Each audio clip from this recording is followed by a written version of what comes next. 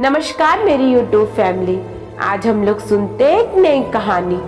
उमा आज सुबह से ही बड़ी तेजी से अपना काम निपटा रही थी। उसके पीछे की वजह भी काफी खास थी। उसको पूरे 3 साल बाद अपने मैके जाने का मौका जो मिला था। काम करते वक्त तो काफी रिलैक्स थी, क्योंकि सासू माँ ने उससे कहा था कि कुछ दिनों तक दीपा, जो कि उसकी ननद थी, नहीं आने वाली है। उसकी यह एक ननद 100 के बराबर थी। उमा शादी करके जब घर आई तो तब दीपा को अपनी बहन की तरह प्यार करती थी, क्योंकि उसकी खुद की कोई बहन नहीं थी। लेकिन कुछ ही हफ्तों में से यह पता चल गया कि उसकी ननद किसी जेलर से कम नहीं है। हालांकि दीपा का ब्याह हो चुका था, लेकिन उसे अपने ससुराल वालों की किसी भी प्रकार की चिंता नहीं थी। उसका जब जी करता वो अपने मैके चली आती और मैके वालों पर अपना हुक्म चलाती, खासकर अपनी भाभी पर। वह डिसाइड करती थी कि वहां पर क्या खाने में बनेगा, कोई घूमने जाएगा कि नहीं, या जाएगा तो कहाँ जाएगा।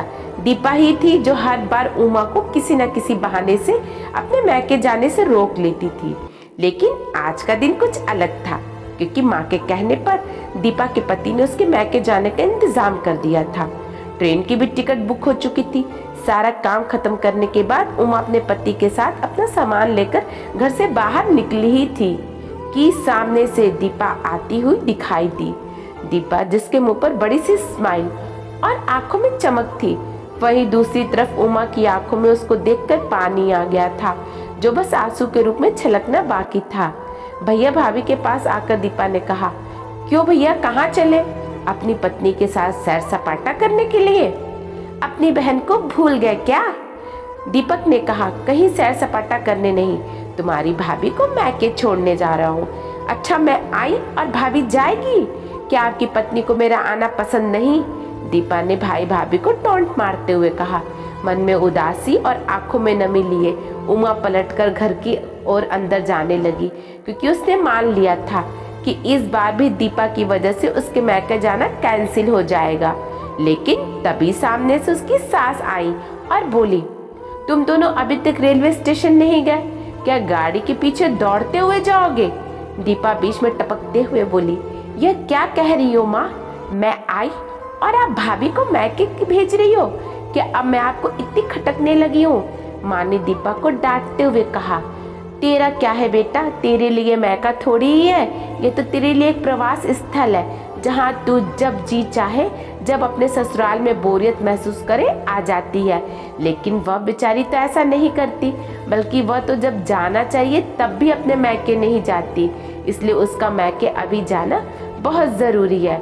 मैं तेरे या मेरे या किसी और की वजह से उसका इस बार मैके जाना बिल्कुल रद्द नहीं होने दूंगी। पहले ये बता दूं तो कुछ दिनों के लिए नहीं आने वाली थी ना, फिर कैसे आ गई? मैंने तो ऐसे ही कह दिया था।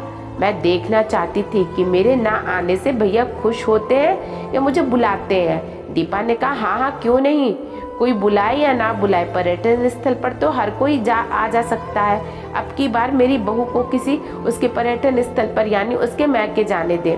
बेचारी ने सिर्फ अपने भाई की शादी देखी है और अब तो उसके भाई को बच्चा भी हो गया है और उसके मुंह तक नहीं उसका ने देखा। उसे भी अपने हिस्से का सुख भोगने दो। माँ ने दीपा को फटकारते हुए और उमा की साइड लेते हुए कहा। अपनी सास के मुंह से अपने ऐसे शब्द सुनकर उमा की आंखें छलक गई। उसने अपनी सास को गले से लगा लिया। सास ने कहा, बहुत हो गया प्यार, जल्दी जाओ वरना ट्रेन छूट जाएगी। अपनी माँ का बदला हुआ रूप देखकर दीपा बहुत हैरान थी। उसे यकीन नहीं हो रहा था कि यह वही माँ है जो उसका हर कहा मानती थी और हमेशा उसका पक्ष लेती थी, चाहे बहू सही हो या गलत। वही माँ अपने मन में अपने उस दोस्त को धन्यवाद दे रही थी, जो कुछ दिन पहले उसके घर आई थी और कुछ दिन रही थी और जाते जाते उसकी आंखें खोल गई थी। सहेली ने उन्हें बताया था कि वह अपनी बेटी का मोह छोड़ दे, वरना बहू और बेटे के मन में अपनी इज्जत खो देंगी। बिना सोचे समझे, बिना अच्छे बुरे का विचार किए हर फैसला सिर्फ अपनी बेटी के हिसाब से लेना सही नहीं है।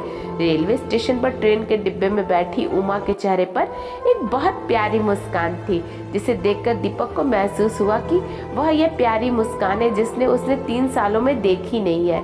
सच ही तो है, मायका महिलाओं के लिए पर्यटन स्थल ही तो होता है, जहाँ वह अपने ससुराल की सारी चिंताएं, टेंशन भूलकर कुछ दिनों के लिए आराम से रह सकती हैं। आपके कमेंट और आपके सुझाव मेरे लिए बहुत मायने रखते हैं, इसलिए दिल खोलकर सुझाव दीजिएगा। धन्यवाद।